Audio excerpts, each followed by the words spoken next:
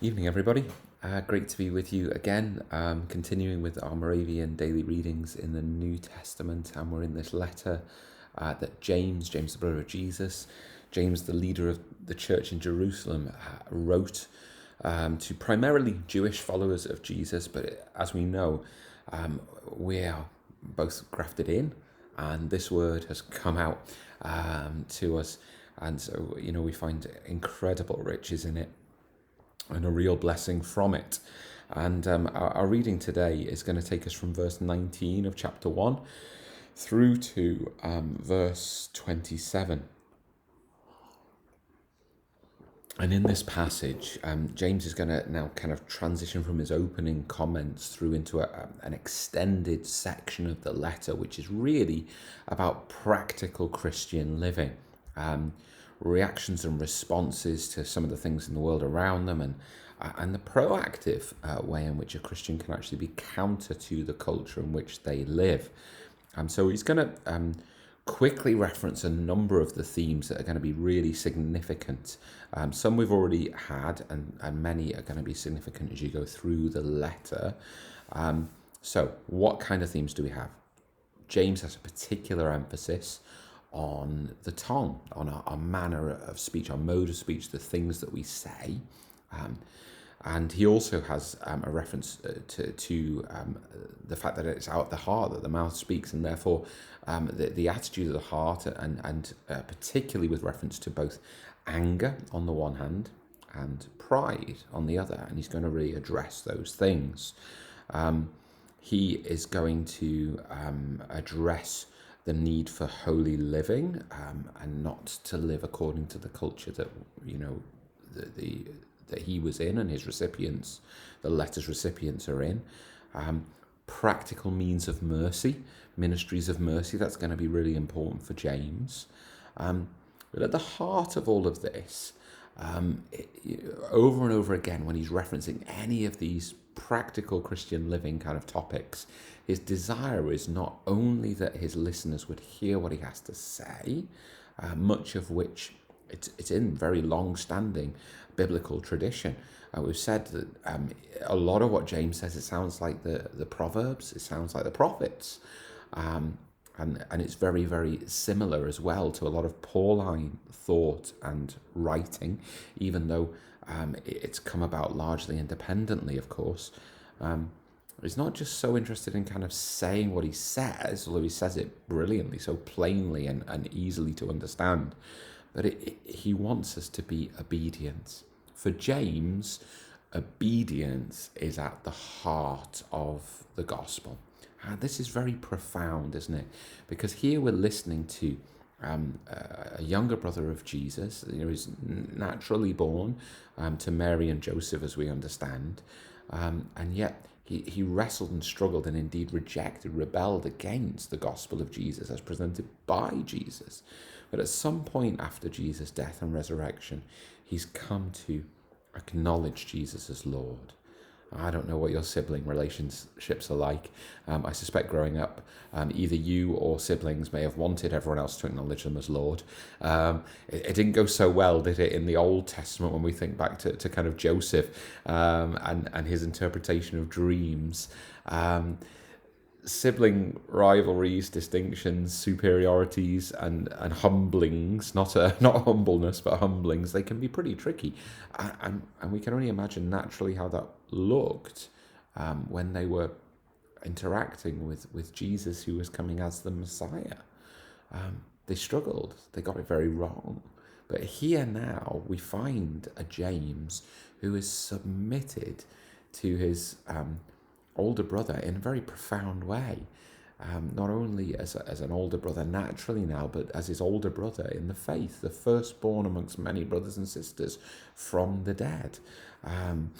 And he's that's why in verse 18, as we had yesterday, this idea of God giving birth through Jesus to James as he counts himself amongst the number.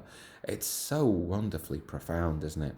James is he's lived through a very tortuous route, but now he's lived what it is to be obedient to Jesus. And he's so forceful on this point. He uses one of the beautiful images. James is great with images. And he says, look, do not merely listen to the word and so deceive yourselves. Do what it says.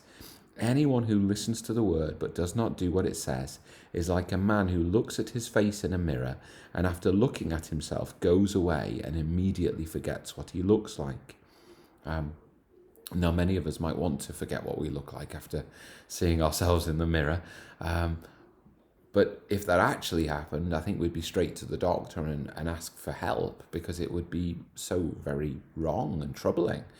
And yet that is how we come to the Word of God so often. Look, we've been journeying through the Scriptures. We began with these daily devotional videos when we were back in the middle of John's Gospel.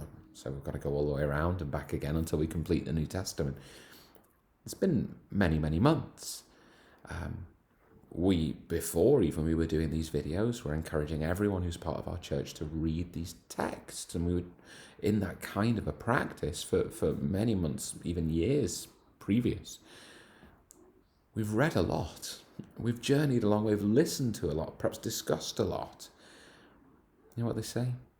Talk is cheap.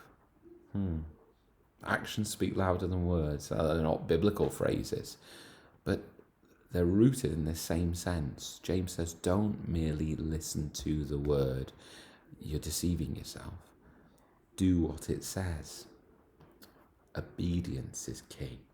So, if we want to be like James, following Jesus as our big brother too, by faith, then obedience is absolutely paramount for us. That's challenging, because as we've said, James is hugely practical, and he's not going to pull his punches. He's going to tell us how we ought to be obedient. We listed some of the key themes before: humility as opposed to pride, preferring one another as opposed to self-interest or favoritism, being patient as opposed to anger, being pure as opposed to indulging in moral filth, controlling one's tongue as opposed to allowing it free rein, and caring for those in need as opposed to ignoring issues of justice. The demand upon the Christian, it can seem large. And then when James says, do it, don't just hear it, do it, be obedient, it could sometimes land with us a little bit like, I don't know where to start. Some things might come naturally to you as God is at work within your life, but other things perhaps not so much. Some things you might struggle with. You might feel overwhelmed. But even in these verses, before we're going to go into the rest of the letter, James is orienting us in the gospel. And how does he represent that? Well, he uses language that it's both kind of New Testament and Old Testament. So in verse 18, which I know was yesterday, but it's all one letter, he says he chose to give us birth through the word of truth. This word of truth is a reference to this gospel message, this good news of new life in Christ Jesus. As we move through today's verses, verse 22, do not merely listen to the word and so deceive yourself.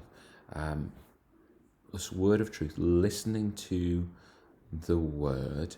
But then he uses language that's a bit more Old Testament, verse 25, when he says, the man who looks intently into the perfect law that gives freedom and continues to do this, not forgetting what he has heard, but doing it, he will be blessed in what he does. He uses this language of law, but then he talks about it being perfect. Now we know that Jesus is the one who has perfected, completed the law. So what James is doing over and over again, word of truth,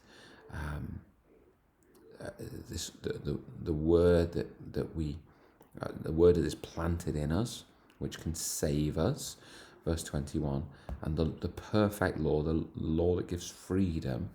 He's saying you've got to go to the gospel. You've got to go to the gospel. And in going to the gospel, we're going to the gospel giver. We're going to Jesus.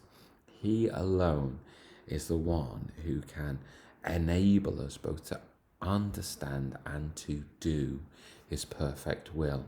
He's the only one who can enable us to both listen to him and to do what the law, what the word, what Jesus says. He will accomplish these things in and through us if we will go to him. And so the urgency, the urging of these passages is read it, but you've got to find Jesus in these pages. All too easy for us to just, pick up the book and read some words and then put the book down and move away unchanged. The very Spirit of God himself is found here. And the call is to listen and to do what the Word of God says.